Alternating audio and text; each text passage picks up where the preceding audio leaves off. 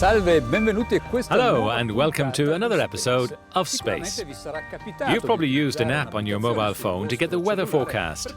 Now, thanks to a satellite network and ground-based stations, such as this truck, it's possible to get, through an app on your phone, information about pollution in your cities.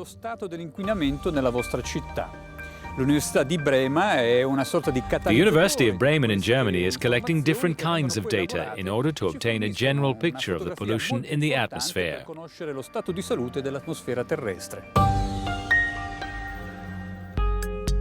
Earth's atmosphere is a complicated system, influenced by a large number of factors. Observation satellites orbiting around our planet constantly monitor the state of the air we breathe and how natural and man-made pollution are affecting the quality of the atmosphere.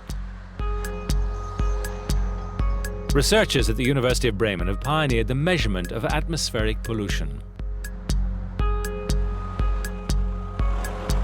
Measurements from space are essential because they provide us with the global picture, or from the local to the global scale, to tell us what the meteorology and atmospheric chemistry are doing to our emissions. The wind systems are moving the air around. At certain times of the years, Europe is venting to the pristine regions of the Arctic. Similarly, we in Europe receive in summer often pollution coming from America.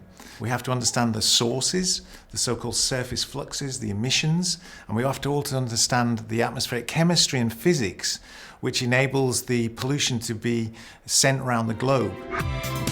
To detect every piece of the chemical puzzle composing our atmosphere, scientists work with data collected by spectrometers, aerosol analysis and satellite measurements, as with the ones coming from the Earth Observation Copernicus program.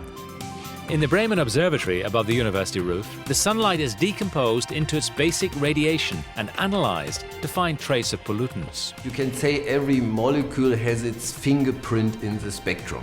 There are millions of lines, so there's an enormous amount of information in it. And these lines now, in this case, can be attributed to CO2. So it's the CO2 in the atmosphere, which is absorbing the solar sunlight. This truck is a mobile measurement station. It helps detect the footprints of smog and industrial emissions which affect the air quality. Methane and CO2 are the greenhouse gases driving global climate change, and they are strongly linked to human activity. But to have the wide picture, it's crucial to distinguish between man-made and natural pollution.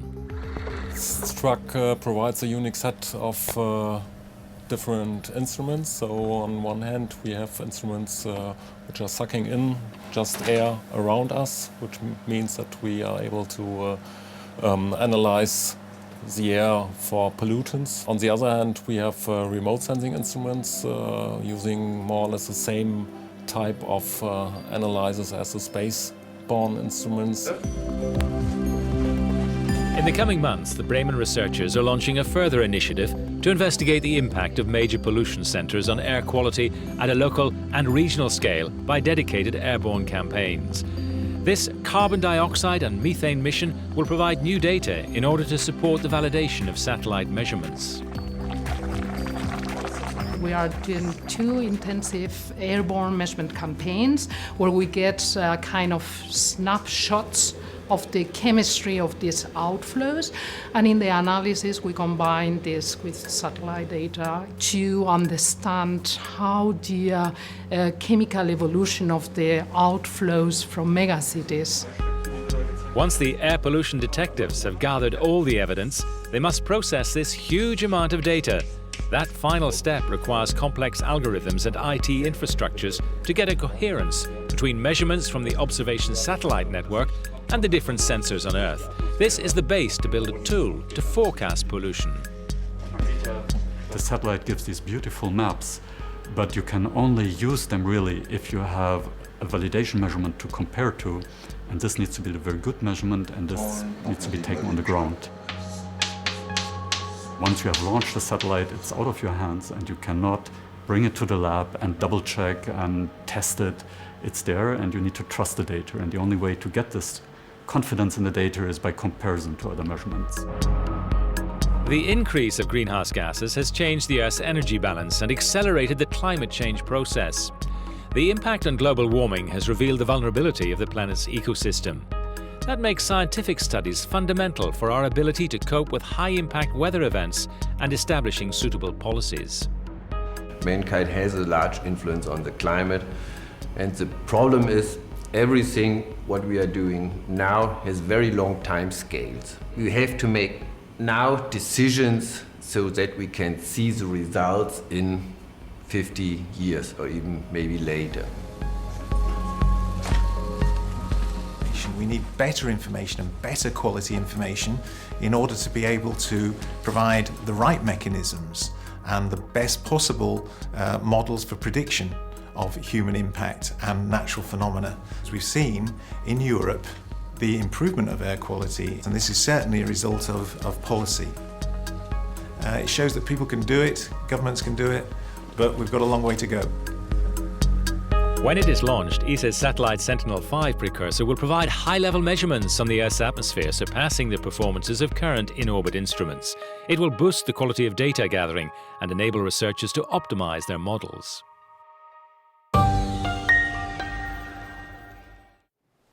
From atmospheric pollution to space now, with a new episode in the Legends of Space series. On April 6, 1965, the first commercial communications satellite, Early Bird, was launched into orbit. Let's have a look into the archives.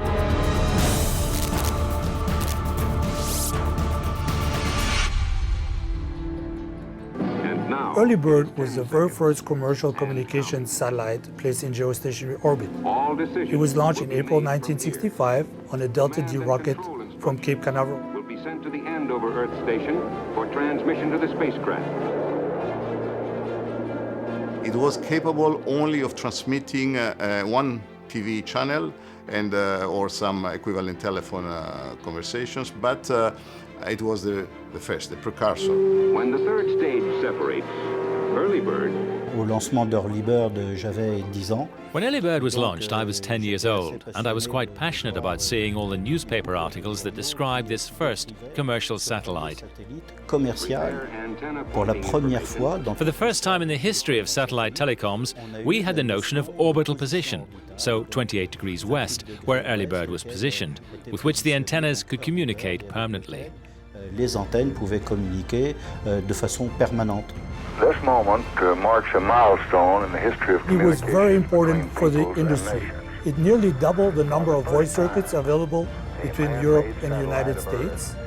And remember that at the time, if you wanted to make an international phone call, you really had to make an appointment with the switchboard operator first. A man-made satellite of Earth is being put into commercial service as a means of communication between continents.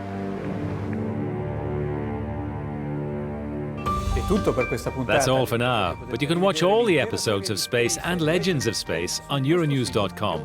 Thanks for joining us. Goodbye. E arrivederci.